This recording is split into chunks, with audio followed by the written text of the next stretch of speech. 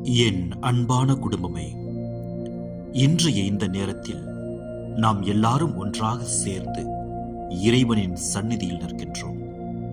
பல வகையான சோதனைகளுக்கு உள்ளாகும் போது மகிழ்ச்சியாயிருங்கள் என்று சொல்லும் ஆண்டவரின் வார்த்தை இன்று நம் வீட்டில் ஒலிக்கிறது. அன்பான பரலோக பிதாவே, சில நேரங்களில் சோதனைகள் எங்களை பயமுறுத்துகின்றன. சில நேரங்களில் மனம் தளர்கிறது. சில நேரங்களில் எதிர்காலம் கூட தெளிவாக தெரியவில்லை. ஆனால் ஆண்டவரே, இந்த சோதனைகள் எங்களை உடைக்க அல்ல, உருவாக்கவே வந்தவை என்று நாங்கள் நம்புகின்றோம்.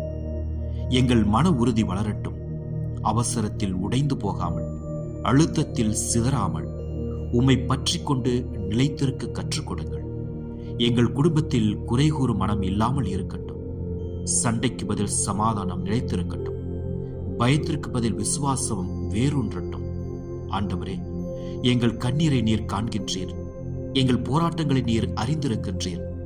ஒவ்வொரு சோதனையும் ஒரு நாள் சாட்சியாக மாறும் என்ற நம்பிக்கையை எங்கள் உள்ளத்தில் ஆழமாக பதிய செய்கின்றீர்.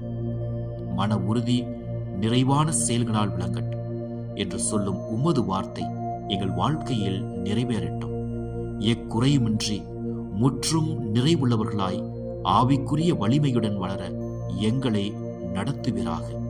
இனி வரும் நாட்களில் சோதனை வந்தாலும் நாங்கள் சோர்வதில்லை, துன்பம் வந்தாலும் நாங்கள் தளர்வதில்லை.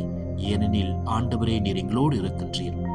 எங்கள் வீடு ஜெபிக்கும் வீடாகட்டும், நம்பிக்கையை நிறைந்த வீடாகட்டும், அன்பு பெருகும் வீடாகட்டும். இந்த உமது குடும்பம் உமக்கு மகிமை சேர்க்கும் குடும்பமாக இருக்க அருள் புரிவீராக. எங்கள் ஆண்டவராகிய கிறிஸ்து வழியாக மன்றாடுகின்றோம். ஆமென்.